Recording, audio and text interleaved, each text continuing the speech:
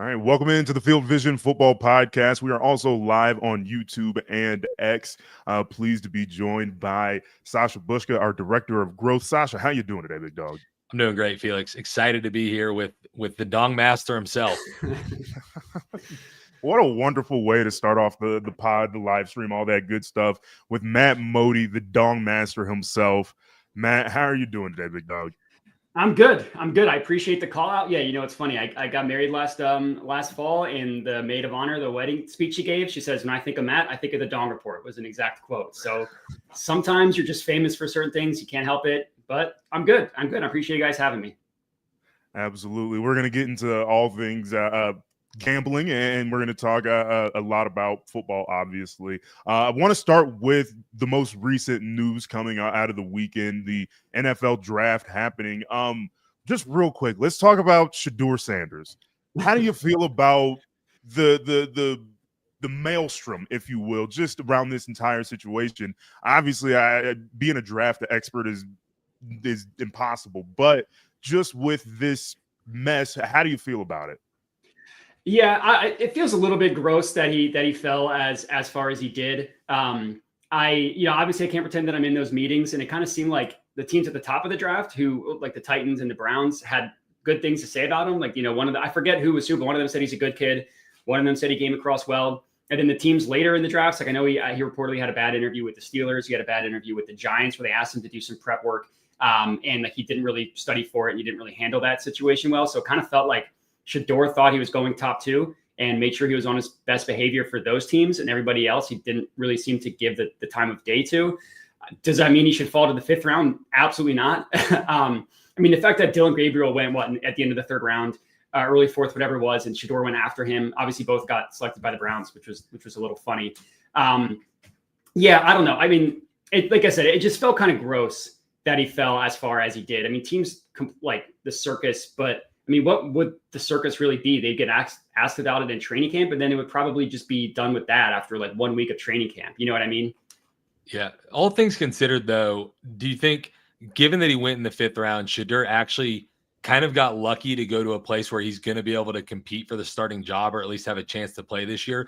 Because once the Browns took Gabriel and the Giants had taken Jackson Dart, and kind of all the teams that needed quarterbacks were taking their guys, it kind of looked like, okay, now he's a 5th, 6th rounder. He's going to go to a team that has an established quarterback and kind of have a redshirt year. So do you think he kind of got lucky that the Browns still went ahead and took him?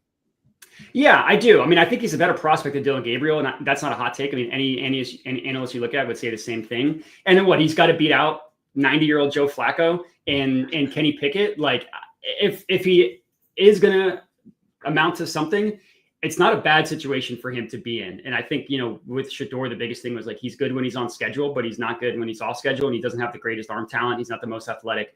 So he kind of needs things to work out for him. And the Browns, their offensive line is not as good as they were when they made the playoff run with Baker like 5 years ago. But I like Stefanski as an offensive coach. So if he hits, it wouldn't, it'd be shocking because it's the Browns, but it would be shocking when you take away the stink of the Browns and you look at the situation. Yeah. I wouldn't say that's a total surprise. Obviously, a 5th round quarterback hitting, when you look at that, is less likely, but if you eliminate the draft capital, it's not a bad situation from that regard.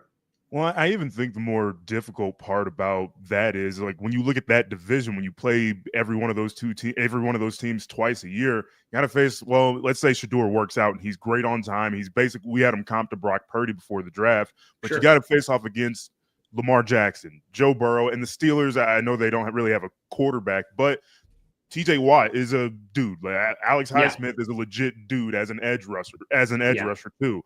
And so you have all of these difficulties because it's the AFC North, because every combination is a rivalry, just because that's what the AFC North is. And so do you see him coming in, and Stefanski and Andrew Berry are proven good at their job, at least over the last couple of years. Do you see him coming in and making a little bit of noise? I know it's a 5th round rookie and it's Shedeur Sanders, and I have all these different things, but is there any sort of chance, just because it is the AFC North? Yeah, it's definitely a tough division for sure. You either got to go toe to toe with Joe Burrow and score 40 plus points, or you have to deal with those two defenses.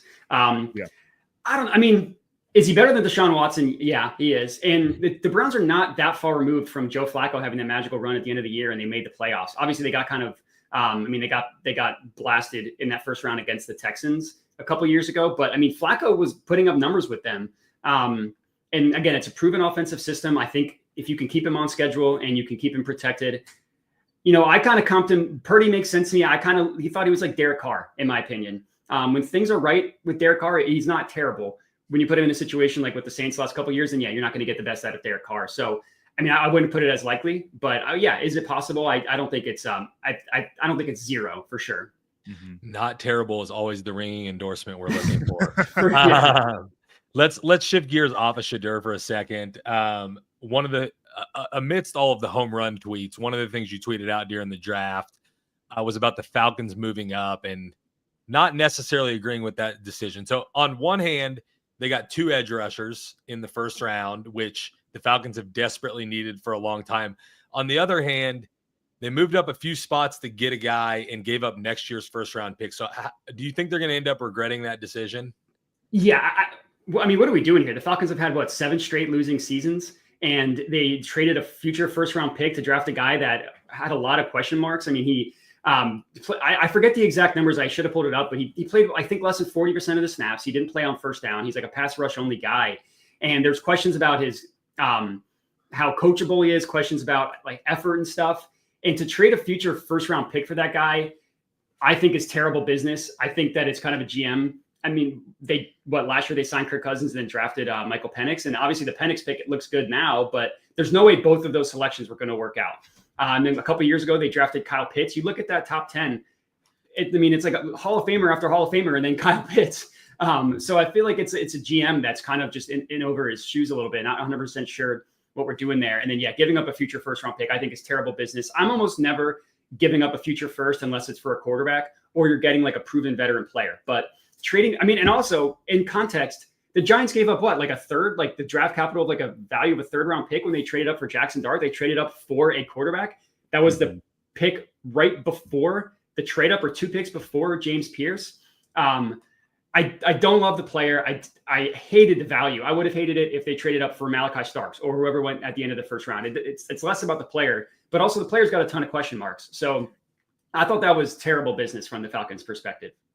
Given your belief in not giving up future first, did you think Jacksonville gave up too much to go up and get Travis Hunter, giving up this year's second and next year's first? I do. Yeah. That one is a little more defensible because it's the top of the draft. So you're not trading up at the end of the first round. And I don't think Travis Hunter can be a superstar on both sides of the ball. But if he does, then yeah, I mean, he could be worth the second pick that they took and then the future first and second that they gave up.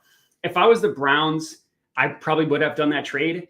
And I kind of feel that like the Jags, they've had they made the playoffs a couple years ago, but they haven't been good in a long time. Trevor Lawrence hasn't really given you what you're looking for. And now you're giving up a first round pick. It's like the GM came from the Rams school of thought of like F them picks. That's like the exact quote that he made. So that's just like how they do that. But that one I thought was at least defensible. I wouldn't have done it. I would have stayed, and I probably would not have taken Janty. I would have taken, I don't know, T-Mac or one of the offensive linemen or something, or maybe the guy who went to the Browns took Mason Graham. But that one I think is a little more defensible than the Falcons for sure. Well, I think even with Genzy, I think it's going to be interesting because me and Sasha are Chiefs fans, and so they haven't been as effective running the football. They've run the football a lot just for 3 or 4 yard gains with Kareem Hunt. But in the entire division, you're seeing the Chargers are running the football now. The Raiders are trying to run the football now. The Broncos they have Sean Payton. They're more effective offensively. And so at least from a gambling perspective, we're seeing the entire league. You saw it with Saquon Barkley winning the Super Bowl with the Eagles. Derrick Henry has a great year post 30 year. Josh, like I'm naming all of these different running backs, and there's still more to go to that have had great years and will have great years. And so how has that changed your strategy going into your accounts on whatever on a Sunday or a Saturday or whatever it may be whenever you decide to make your decisions? Sure. Yeah. I think, I kind of view the NFL as a season by season basis. So I think a lot of times you can make overreactions from what you saw the year before. And I think the biggest mistakes teams can make is look at Derrick Henry and look at Saquon Barkley and say, oh, all we need is a top tier running back. I mean, we just saw Saquon Barkley's entire career with the Giants. Obviously, Saquon Barkley was the best version of himself on the Eagles, but when he doesn't have the offensive line in the skill position in the quarterback, you're seeing a player that is incredible talent, not able to make the same impact that he had on the Eagles. And you can make the same argument like with Josh Jacobs on the Raiders and with Derrick Henry on the Titans. Like when the Titans were good, Derrick Henry is one of the best running backs in football. So I think the Raiders looking at that situation and saying, oh, we just need that top tier running back, I think is bad business. They have a lot of holes that they needed to fill. And yeah, the running back was one of them, but you could have gotten a running back later. Actually, I didn't hate a lot of what the Raiders did at the after that pick. I didn't like the first round pick, but to answer your question, I don't necessarily believe that what we saw from running backs last year means that's going to carry over into the next year, because defenses are going to adjust to the way things went last year. It's why so much teams are playing so much more deep coverage than they ever did. Cause like, we're not getting beat deep. We're keeping everything in front of us and we're playing lighter boxes, which led to teams running the ball more. That was a natural progression after the way the teams have been passing the ball, especially like the deep passing from the Chiefs that you guys knew all about back when they had Tyreek Hill and stuff. So I think that was an adjustment from the defensive perspective. And now we're going to see defenses adjust from there.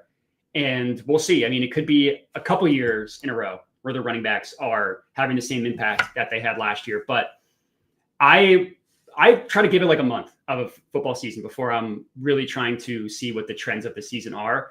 So I wouldn't necessarily think just because we saw that the running backs in the impact they had last year, I wouldn't necessarily go into this season and think we're going to see that same level of impact. Yeah. We mentioned it off the top, but you're kind of known for predicting home runs in baseball. You're the dongs guy. So I have a question that relates back to football. Do you like to get into the anytime touchdowns and the first touchdown scorer bets? And what's your strategy on that? Yeah, I really tried to replicate what I had in baseball with other sports like football and basketball. The difference is just the odds.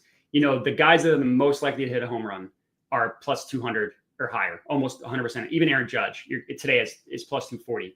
For touchdowns, I mean, Christian McCaffrey 2 years ago was in the minus 300s. Last year, it was David Montgomery's in the minus 100s. Jahmyr Gibbs, like Saquon, you're not getting good odds on those guys.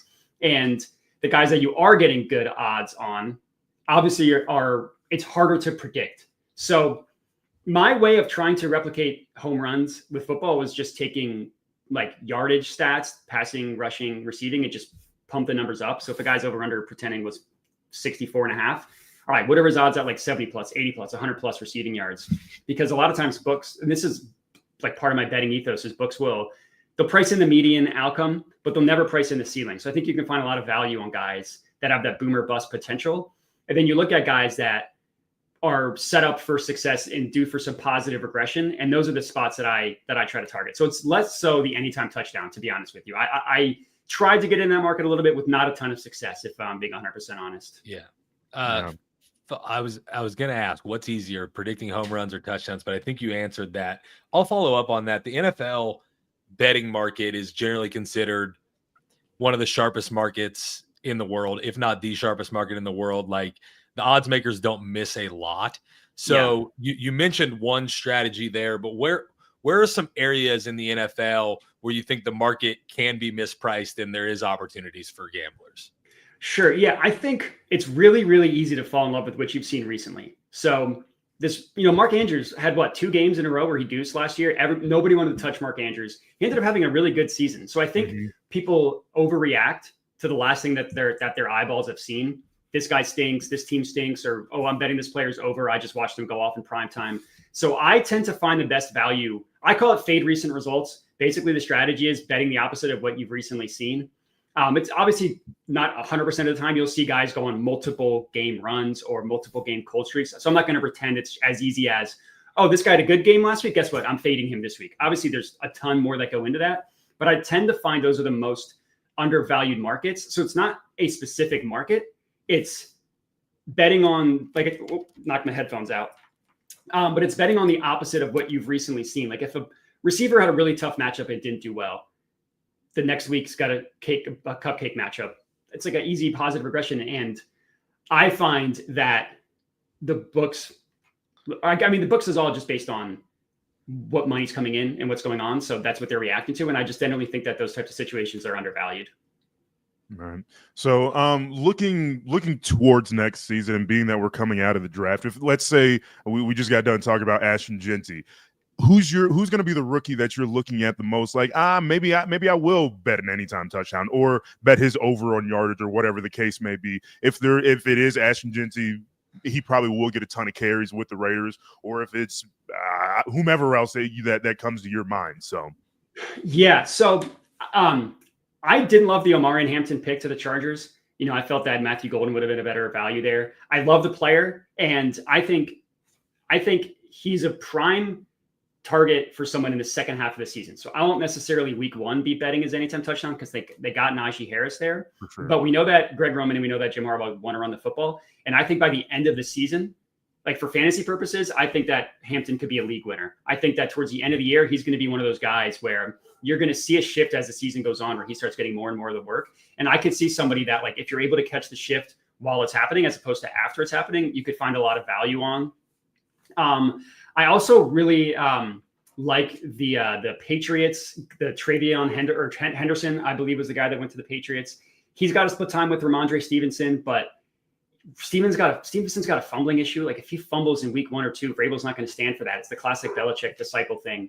And Henderson does everything well. He's a home run hitter. He doesn't fumble. He's a good pass protector. I could see him taking over pretty quickly in that backfield as well. Now, I mean, the obvious answer is Genty. So I was trying to be a little bit different with because I think he's going to get a ton of work. I think Genty's going to get a ton of work. Well, so, I want to follow up on that real quick because you used the term that I like, league winner. Like, if let's draw this out macro, who's going to be your favorite league winner that isn't your Saquon Barkley or Jahmyr Gibbs, or who's going to get your big carries? Who's going to come in and be that league winner for you and your fantasy team, or that just is flying under the radar? Sure. Yeah. You know, I haven't done a ton of fantasy work yet. So a lot of this is just kind of off the dome. But I thought one of the biggest winners from the draft was Chase Brown of the Bengals, because they brought in a ton of running backs pre-draft. And there was the concern that they were going to take a running back. And they did what I thought they should have done and just go all defense. You know, that offense is fine. Don't touch the offense. Don't have any issues with that. You're good. Focus on the defense. So Chase Brown, I mean, he was a league winner last year. He was a late round draft pick, split time with Zach Moss at the beginning of the year. And then once Zach Moss got hurt, he took over and he was awesome. He's on the field for all 3 downs.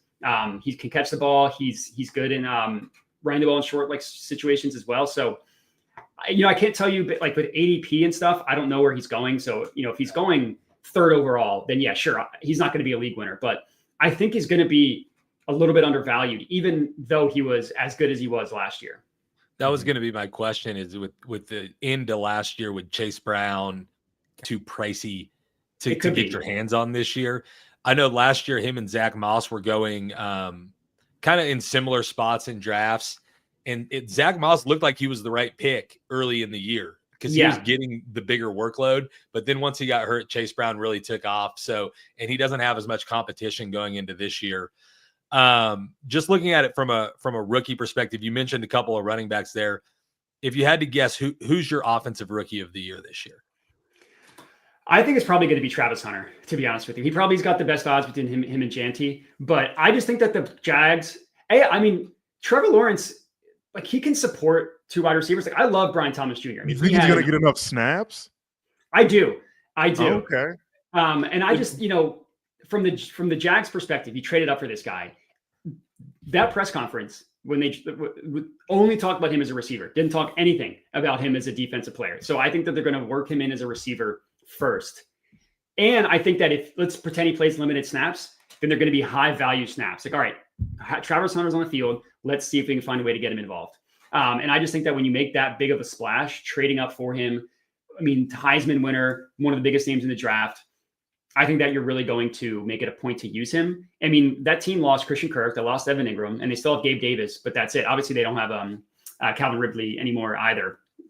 So, yeah, I kind of like, and I mean, as a player, he's incredible. You know, just as a talent, pure talent alone, even strictly as a receiver. Not even talking about him as a cornerback. Yeah. I think they are going to probably. It seems like they're going to use him more on offense. So it's definitely. I think it's going to be hard to sacrifice him as he is a corner by trade, like that. He's most naturally fitting into that position, and he can play receiver too.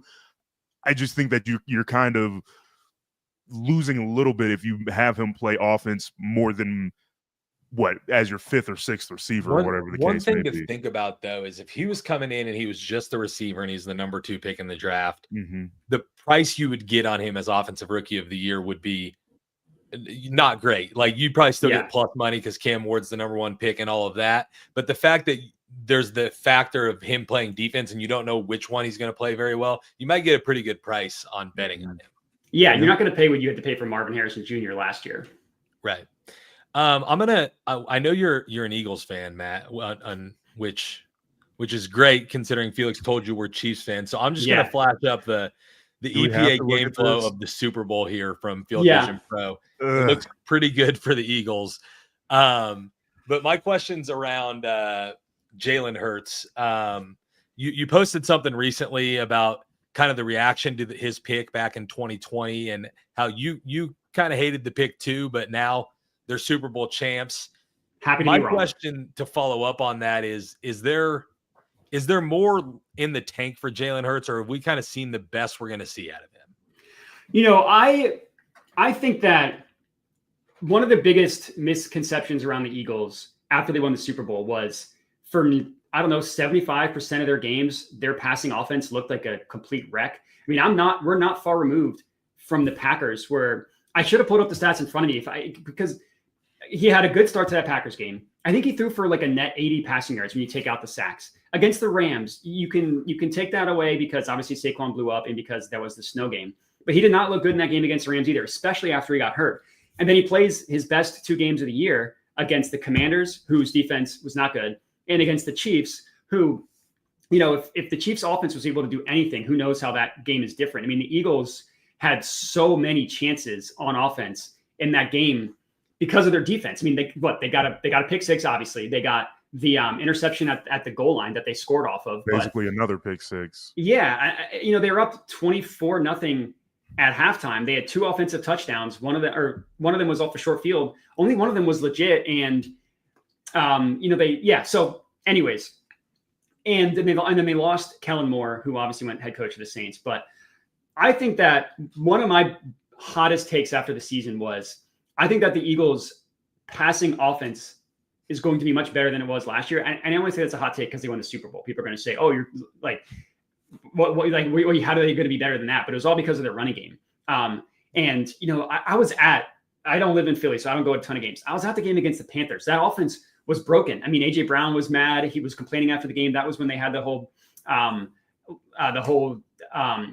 I can't think of the word that I'm looking for, but the whole spat, quote unquote spat between him and Jalen Hurts. And then Jalen Hurts and AJ Brown, I should say. And then the next week they had probably their best regular season passing game against the Steelers. And, they were puffing their chest. Is that what you wanted to see? Just because we don't do it doesn't mean we can't. Well, it's like there were games where you wanted to do it and you couldn't. So I don't want to hear that the only reason why they weren't passing the ball is because, or that they could pass the ball. They had this in them.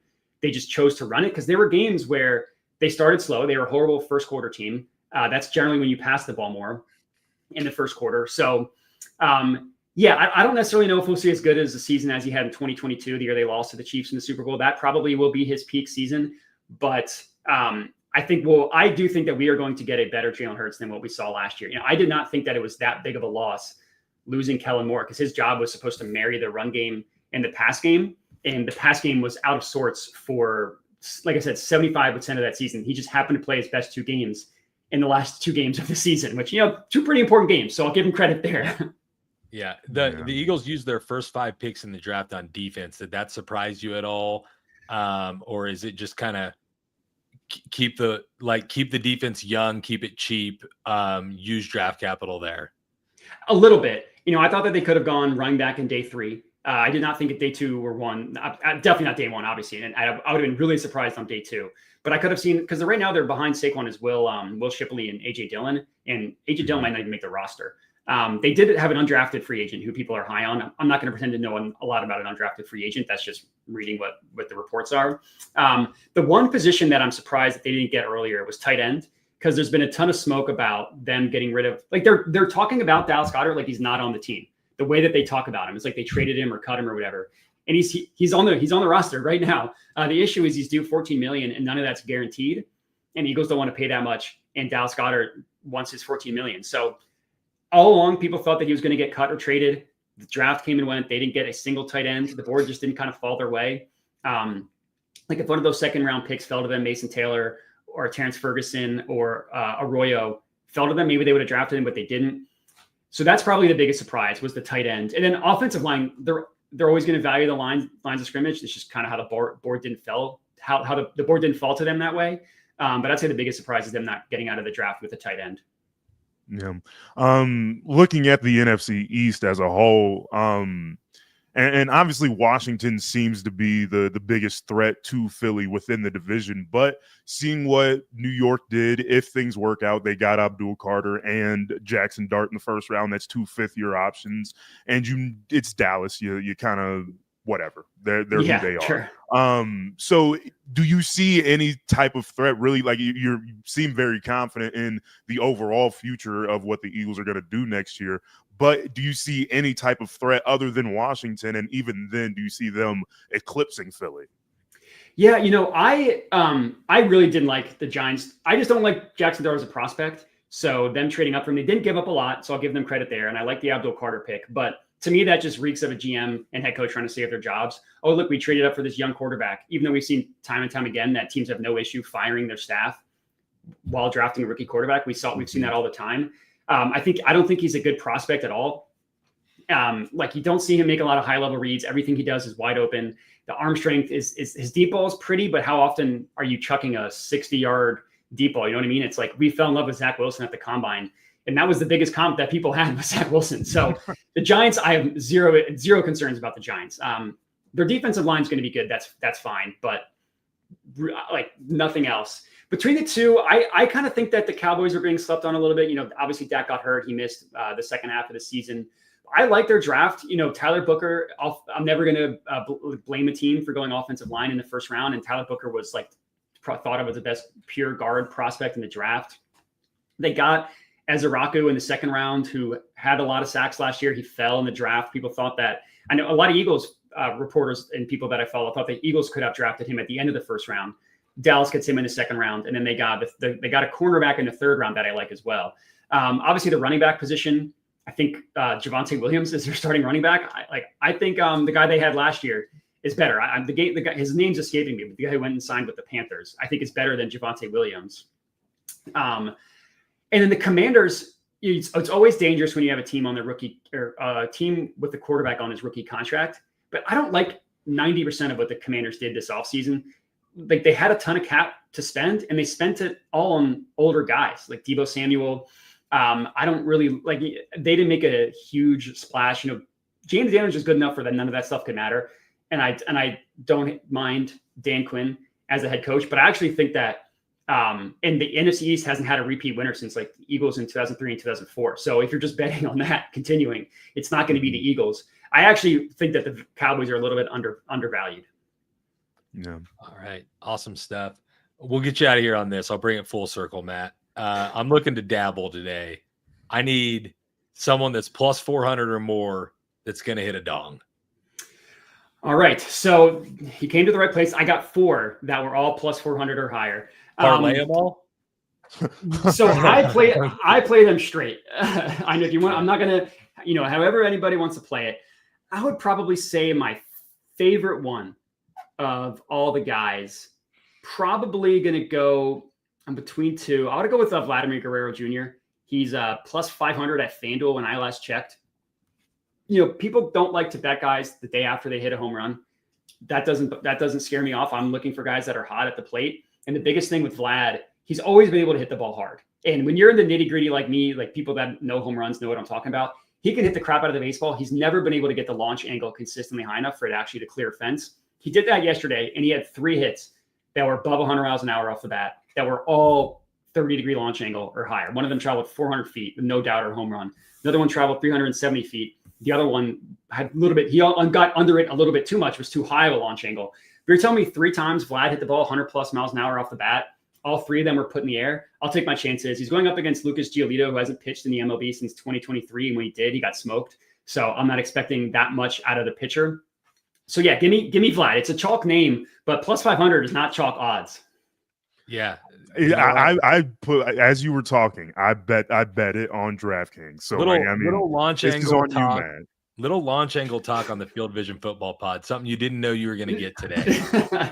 Matt, we appreciate it. Felix, you want to take us out of here? Yeah, Matt, give us go ahead and plug anything that you may have rolling right now, and then we'll get you out of here. Yeah, sure. I appreciate you guys having me. I'm definitely a big fan of you guys' work. Yeah, I'm on Twitter at Jedi Modi. Same thing on my YouTube channel as well. So a lot of dong talk. So if you're into that, go ahead and check me out on Twitter. I'll post daily my home run predictions every morning. So on YouTube. But yeah, I appreciate you guys having me. I'm such a child. Every time I just dong talk. I get it. It's just I'm just such a child, Matt. We really appreciate your time. Join us for the Field Vision Football Podcast next week. See you next time.